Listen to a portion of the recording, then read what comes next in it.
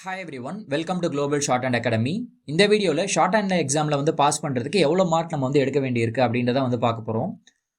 Tamil short handle வந்து junior senior high speed 120 words per minute, English short handle junior inter senior high speed 180 words per minute examination 200 மார்க்குக்கு வந்து நடக்கும். இதெல்லாம் வந்து பார்த்தீங்கன்னா ஃபர்ஸ்ட் பேப்பர் இருக்குது, செகண்ட் பேப்பர் இருக்குது.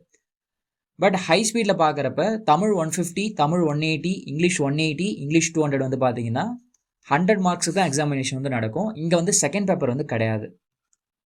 ஓகே, இங்கே வந்து பார்த்தீங்கன்னா செகண்ட் பேப்பர் இருக்குது. First paper and second paper இது ரெண்டுமே வந்து இருக்குது. ஃபர்ஸ்ட் பேப்பர் மட்டும் இருக்கிற எக்ஸாமினேஷனில், அதாவது ஹை ஸ்பீட் எக்ஸாமினேஷன்ஸில் 100க்கு 45 வந்து எடுக்கணும். அதாவது ஸ்டோக்ஸோட சேர்த்து தான் இது. ஓகேங்களா, 100க்கு 45 வந்து எடுத்தால் பாஸ். இதுவே 2 பேப்பர் இருக்கிற எக்ஸாமினேஷன், அதாவது 200 மார்க்குக்கு எக்ஸாம்ஸ் எழுதுறோம் இல்லையா, அதில் வந்து பார்க்குறப்ப ஃபர்ஸ்ட் பேப்பர் எக்ஸாமினேஷன் 100 மார்க்கு வந்து நடக்கும், செகண்ட் பேப்பர் எக்ஸாமினேஷன் 100 மார்க்குக்கு வந்து நடக்கும்.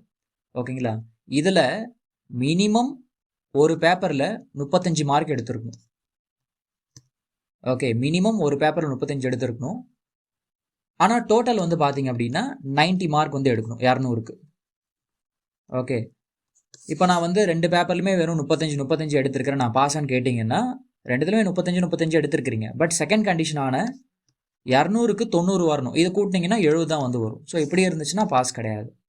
ஓகேங்களா, ஸோ ஃபஸ்ட் பேப்பரில் நீங்கள் 35 எடுக்கிறீங்க அப்படின்னா செகண்ட் பேப்பரில் அதை காம்பன்சேட் பண்ணுற மாதிரி 55 மார்க் வந்து எடுத்துடணும். ஸோ டோட்டல் 200க்கு வந்து 90ன்னு சொல்லிட்டு வந்துடும்.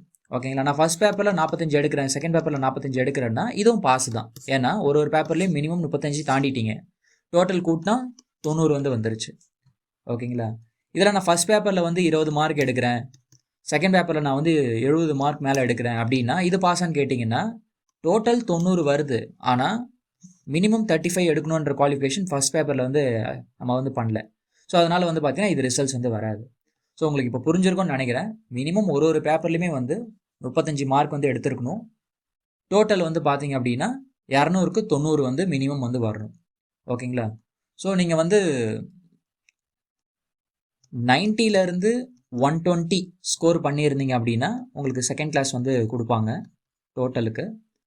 அதே மாதிரி 120லேருந்து 150 வரைக்கும் நீங்கள் ஸ்கோர் பண்ணியிருந்தீங்க அப்படின்னா ஃபஸ்ட் கிளாஸ் வந்து கொடுப்பாங்க.